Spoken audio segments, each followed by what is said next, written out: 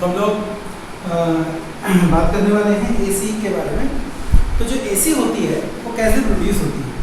AC को produce करने का सबसे आसान तरीका यह है कि आप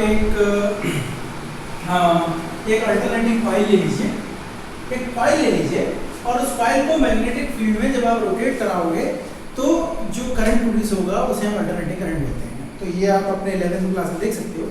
लेकिन जो अल्टरनेटिंग करंट होता है या अल्टरनेटिंग वोल्टेज होता है उसका इक्वेशन इस तरीके का होता है। बात ये आ रही है कि जो हमारा अल्टरनेटिंग वोल्टेज है, अल्टरनेटिंग करंट है, वो इस तरीके से क्यों है। या एक और बात आ रही है कि पहले हमें क्या लिखना चाहिए, क्या पहले हमें अल्टरनेटिंग वोल्टेज लिखना चाहिए या पहले हमें अल्टरनेटिंग करंट लिखना चाहिए।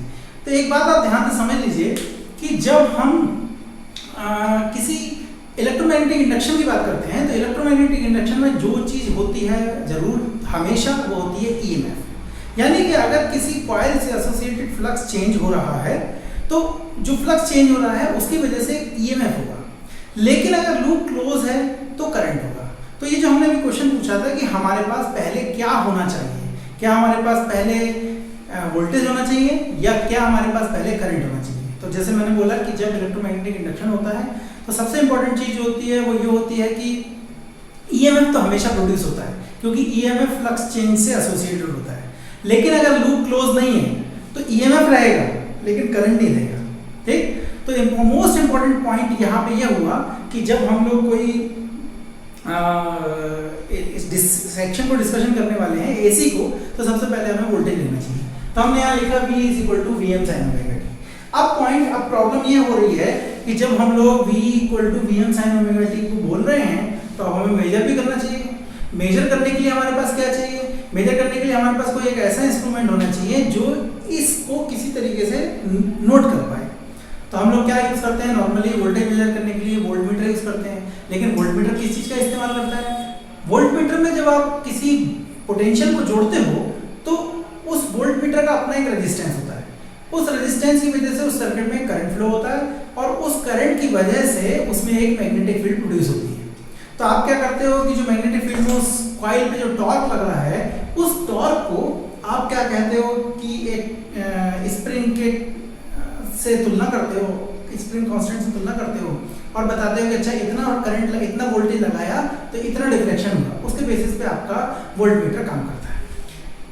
लेकिन वो तब हो सकता है जब करंट एक डायरेक्शन में फ्लो हो रहा हो।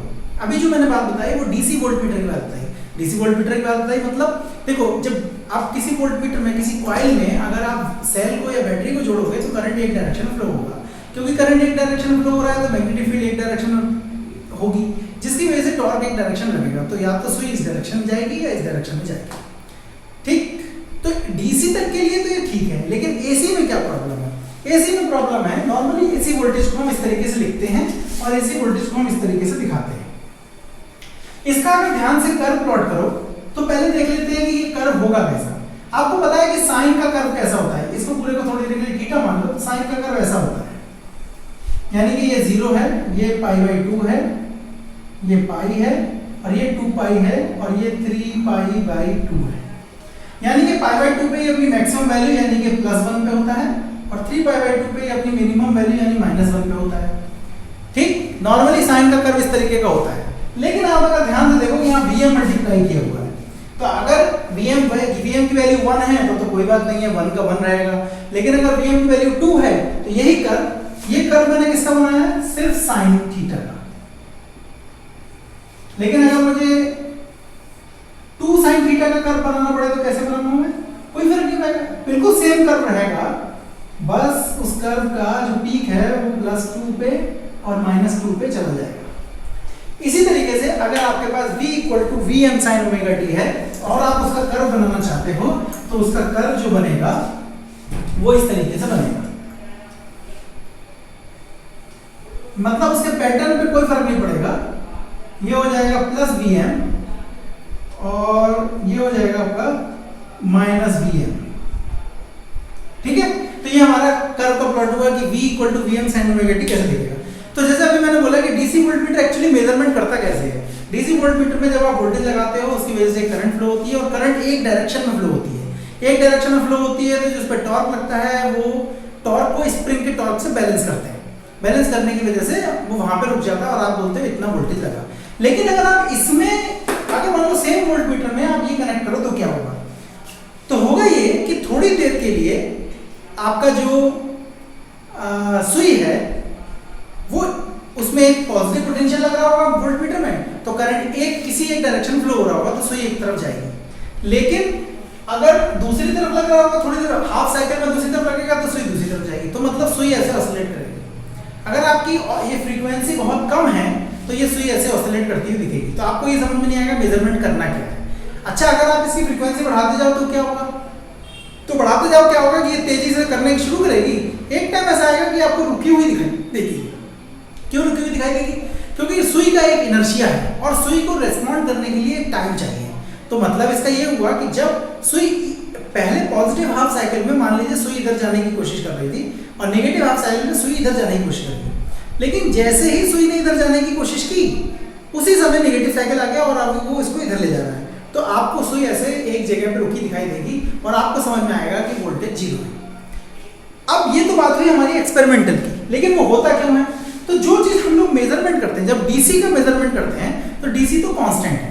कांस्टेंट में अगर आप चाहे ओरिजिनल वैल्यू ले लो चाहे आप एवरेज वैल्यू निकाल लो, दोनों केस में कुल मिला के बात ये होती है कि आपका जो डीसी का चाहे एवरेज निकाल लो चाहे वही वैल्यू ले लो सेम रहेगी। लेकिन यहाँ ऐसा नहीं होता है। यहाँ पे क्योंकि ये जो कर्व है आपका एरिया, अगर आप बेसिकली एवरेज निकालते हो तो कैसे निकालते हो? अगर आप v का एवरेज निकालने जाओ तो v किसका फंक्शन है? टाइम का। तो आप क्या बोलोगे कि पहले तो इसे पूरे एक साइकिल पे आपको इंटीग्रेट करना पड़ेगा। कैसे करते हो? एवरेज कैसे निकालते हो?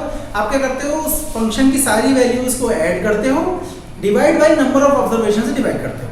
तो हम क्या कर रहे हैं? एवरेज निकाल रहे हैं एक साइकिल के लिए। क्यों निकाल रहे हैं एक साइकिल के लिए? क्योंकि साइन फंक्शन जो है वो एक पीरियोडिक फंक्शन है। अगर हम उसकी बिहेवियर एक पीरियड में देख लेंगे तो आगे के पीरियड में उसका बिहेवियर ऑब्वियसली डिसाइड हो जाएगा। ठीक, तो हमने यहाँ पे एक पूरे पीरियड से डिवाइड कर दिया। ऊपर में हमें क्या करना पड़ेगा? 0 to t v dt। ठीक, तो ये इसकी एवरेज वैल्यू हुई। अब देखते हैं कितनी आती है एवरेज वैल्यू। तो एवरेज वैल्यू जब आप निकालोगे तो ये आएगा v, ये आएगा vm sin mega t 0 to t और ये आया 0 to t dt। इसका इंटीग्रेशन करोगे तो vm तो कांस्टेंट है तो ये हो जाएगा vm upon m upon omega और कितना आएगा? cos ओमेगा t माइनस का और इंटीग्रेशन आएगा 0 to t। अच्छा, नीचे कितना आएगा? सीधे सीधे t आएगा। अब देखो t किसके बराबर है? t बराबर है हमारे पास 2 पाई अपॉन ओमेगा के। ठीक, तो जब इसकी जगह आप यहाँ रख सकते हो तो ये तो ऐसे रहने दो। ये कितना हुआ? Minus vm upon omega upon t ऐसे रहने दो। इसको देखो, एक बार t की जगह आप ये रखो तो कितना हुआ? cos omega into 2 pi upon omega minus cos 0। क्यों? क्योंकि यहाँ पे t की जगह 0 रखने वाले तो पूरा 0 हो जाएगा। अब ये तो हो गया कैंसिल, तो ये बचा cos 2 पाई। cos 2 पाई होता है +1 माइनस cos 0 होता है +1, तो ये पूरा 0 हो गया। तो यानी कि जो v की जो एवरेज वैल्यू आई वो 0 आई। ये तो मैथमेटिकली हुई। अच्छा, फिजिक्स वाइज हम देखें ना कैसे हो रहा है।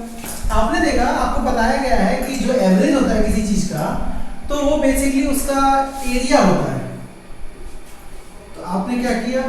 आपने अगर इसका एवरेज लिया एक साइकिल, यहाँ तक एक साइकिल पूरा हो गया, तो आपने ये वाला लिया, ये वाला एरिया पॉजिटिव आया और ये वाला एरिया नेगेटिव आया। ये एरिया नेगेटिव आने, ये एरिया मान लो +a आएगा तो ये एरिया -a आएगा। इनको अगर ऐड करोगे और ऐड करने के बाद अगर आप t से डिवाइड करोगे तो क्योंकि ये एरिया प्लस और माइनस है ये इफेक्टिवली कैंसिल हो जाएंगे, 0 हो जाएंगे, इसलिए एवरेज वैल्यू 0 आती है। इसलिए ये प्रॉब्लम है कि आप अगर किसी नॉर्मल डीसी मीटर से एसी वोल्टेज मेजर करना चाहो तो वो नहीं दिखाई देगा आपको। क्यों नहीं दिखाई देगा? क्योंकि इनर्शिया की वजह से सुई हिलेगी नहीं, या अगर बहुत कम फ्रीक्वेंसी है तो सुई इधर उधर घूमेगी, आपको समझ नहीं आएगा कि कौन सी वैल्यू को चूज करना है। तो हमारे पास क्या तरीका है? एक तरीका तो ये है कि हम कुछ ऐसा इंस्ट्रूमेंट बनाएं जिसके पे डायरेक्शन का कोई असर ना पड़े, जैसे थर्मल इफेक्ट। जैसे अगर करंट आई इधर फ्लो हुई या आई इधर फ्लो हुई, वो अपना जो हीट प्रोड्यूस करेगी वो होगी आई स्क्वायर आर टी, जिसे हम जूल हीटिंग बोलते हैं। उस करंट को बिल्कुल कोई फर्क नहीं पड़ता कि आप इधर से इधर गया, यानी प्लस लूप था या माइनस लूप था। तो कुछ गैल्वेनो, कुछ जो वोल्ट मीटर होते हैं या एमीटर होते हैं जो एसी के लिए यूज किए जाते हैं, उनमें थर्मल इफेक्ट यूज किया जाता है। दूसरा तरीका ये हो सकता है कि हम कुछ और चीज मेजर करने की कोशिश करें। तो दूसरी चीज क्या हो सकती है, देखो हम लोग हमेशा जब किसी वैल्यू को मेजरमेंट करना होता है तो सबसे पहले एवरेज सोचते हैं कि चलो एवरेज निकालें, क्योंकि average is the most probable value होता है। लेकिन अगर किसी केस में एवरेज 0 हो जाता है तो हम दूसरी चीज पे जाते हैं और वो होती है रूट मीन स्क्वायर। कैसे होती है रूट मीन स्क्वायर, जरा एक बार देख लेते हैं। ऐसे होती है रूट मीन स्क्वायर कि देखो आप बोलते हो VRMS, तो आप क्या कर रहे हो, पहले V का स्क्वायर कर रहे हो, फिर उसका मीन निकाल रहे हो और उसका अंडर रूट निकाल रहे हो।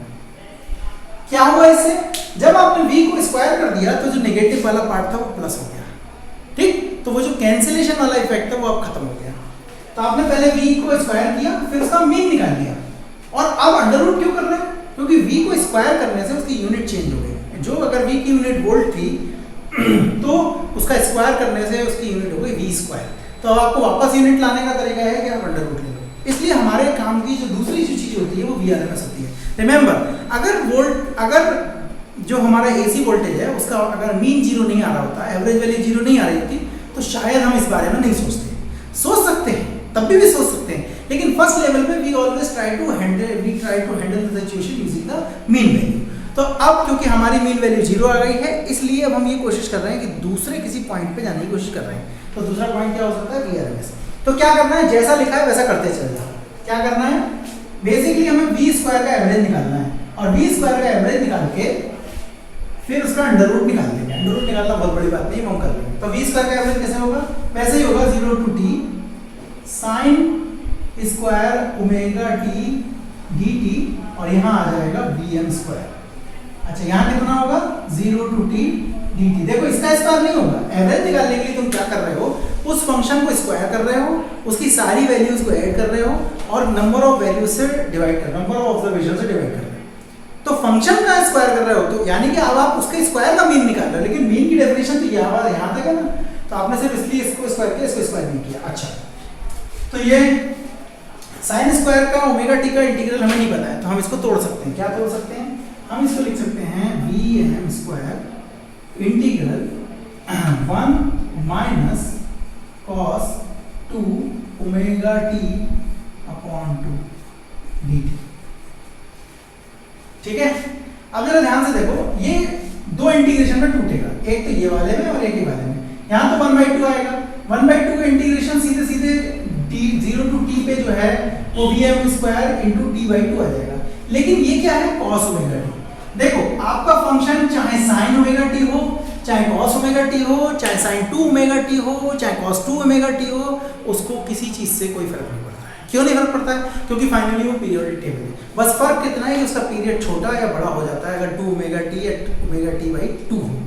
तो अल्टीमेटली sin 2 ओमेगा टी का इंटीग्रेशन अभी भी 0 ही आएगा, जैसे पहले आया था, क्योंकि ये साइन का कर्व है और जो कॉस का कर्व होता है वो ऐसा होता है, ऐसा होता है, cos 0 1 होता है। ठीक है, तो ये वाला पार्ट आपको 0 इंटीग्रेशन देगा और ये वाला पार्ट बचा रहेगा, और नीचे कितना बचा रहेगा, t। तो जब आप इसे सॉल्व करोगे तो ये आएगा v square upon 2 upon t, तो ये कैंसिल हो जाएगा और आपके पास हो जाएगा Vm स्क्वायर अपॉन 2। अब यहाँ था V स्क्वायर का मीन, तो V स्क्वायर का मीन आया Vm स्क्वायर/2। तो अगर आप VRMS निकालने की कोशिश करोगे तो इसका मतलब इसका अंडर रूट लेना पड़ेगा, तो वो कितना आएगा, Vm अपॉन √2। तो ये हुआ कि हमारे पास जो VRMS होता है वो इतना होता है। अब अगर किसी सर्किट में IRMS निकालना है, करंट का RMS निकालना है, तो भी इतना ही आएगा, क्योंकि बेसिक फंक्शन तो साइन ही है ना, कॉस तो है नहीं। I mean साइन हो या कॉस हो, उसकी जो एवरेज वैल्यू होती है वो 0 ही होती है, लेकिन उसके स्क्वायर की जो एवरेज वैल्यू होती है वो 1/2 होती है।